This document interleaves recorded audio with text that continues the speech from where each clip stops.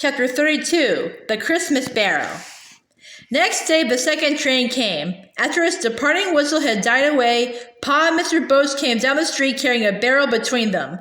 They appended it through the doorway and stood it in the middle of the front room. "Here's that Christmas barrel," Pa called to Ma. He brought his hammer and began pulling nails out of the barrel head while they all stood around it waiting to see what was in it. Pa took off the barrel head. Then he lifted away some thick brown paper that covered everything beneath. Clothes were on top. First, Pa drew out a dress of beautifully fine dark blue flannel. The skirt was full pleated and the neat whalebone basque was buttoned down the front with cut steel buttons.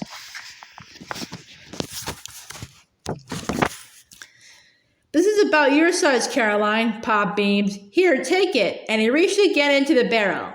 He took out a fluffy light blue fascinator for Mary and some warm flannel underthings. He took out a pair of black leather shoes that exactly fitted Laura. He took out 5 pairs of white woolen stockings, machine knit. They were much finer and thinner than home knit ones. Then he took out a warm brown coat, a little large for Carrie, but it would fit her next winter. And he took out a red hood and mittens to go with it. Next came a silk shawl. "Oh, Mary," Laura said, "the most beautiful thing, a shawl made of silk. It is dove-colored with fine stripes of green and rose and black and the richest deep fringe with all those colors shimmering in it. Feel how soft and rich and heavy the silk is." And she put a corner of the shawl in Mary's hand. "Oh, lovely," Mary breathed. Who gets the shawl?" Pa asked, and they all said, "Ma." Such a beautiful shawl was for Ma, of course. Pa laid it on her arm, and it was like her, so soft and yet firm and well-wearing, with the fine bright colors in it. "We will all take turns wearing it," Ma said, "and Mary shall take it with her when she goes to college." "What is there for you, Pa?" Laura asked jealously. For Pa, there were 2 fine white shirts and a dark brown plush cap. "That isn't all," said Pa, and he lifted up the lifted out of the barrel 2 little dresses. One was blue flannel, one was green and rose plaid. They were too small for Carrie and too big for Grace, but Grace would grow to fit them.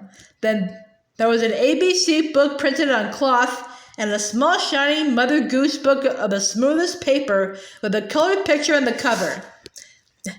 There was a pasteboard box full of bright colored yarns and another box filled with embroidery, silks, and sheets of perforated thin cardboard, silver-colored and gold-colored. Ma gave both boxes to Laura, saying, "You gave away the prettiest things you had made. Now here are some lovely things for you to work with." Laura was so happy that she couldn't say a word. The delicate silks caught on the roughness of her fingers, scarred from twisting hay, but the beautiful colors sang together like music, and her fingers would grow smooth again so that she could embroider on the fine thin silver and gold. "Now I wonder what this can be," Pa said, as he lifted from the very bottom of the barrel something bulky and lumpy that was wrapped around and around with thick brown paper.